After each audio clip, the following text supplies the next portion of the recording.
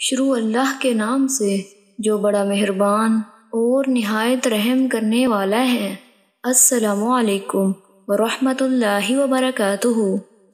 حضرت ابن مسعود رضی اللہ تعالیٰ عنہ بیان کرتے ہیں، رسول اللہ صلی اللہ علیہ وآلہ وسلم نے، جو کہ صادق و مصدوق ہیں، فرمایا، تم میں سے ہر ایک کی تخلیق اس کی ماں کے پیٹ میں اس طرح مکمل کی جاتی ہے کہ وہ 40 روز تک نطفہ رہتا ہے، پھر اتنی مدت جمع ہوا خون رہتا ہے، پھر اتنی ہی مدت گوشت کا لوتھڑا رہتا ہے، پھر اللہ 4 باتیں لکھنے کے لیے اس کی طرف ایک فرشتہ بھیجتا ہے، پس وہ اس کا عمل، اس کی عمر، اس کا رزق اور اس کا بد نصیب یا سعادت مند ہونا لکھتا ہے، پھر اس میں روح پھونک دی جاتی ہے، پس اس ذات کی قسم جس کے سوا کوئی معبود برحق نہیں،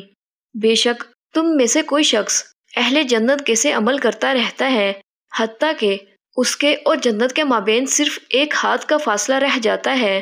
تو وہ نوشتہ تقدیر اس پر غالب آ جاتا ہے، تو وہ جہنمیوں کا سا عمل کر بیٹھتا ہے، تو وہ اس میں داخل ہو جاتا ہے، اور اسی طرح تم میں سے کوئی جہنمیوں کے سے عمل کرتا رہتا ہے حتیٰ کہ اس کے اور جہنم کے درمیان صرف ایک ہاتھ کا فاصلہ رہ جاتا ہے، تو وہ نوشتہ تقدیر اس پر غالب آ جاتا ہے اور وہ اہل جنت کا سا عمل کر لیتا ہے،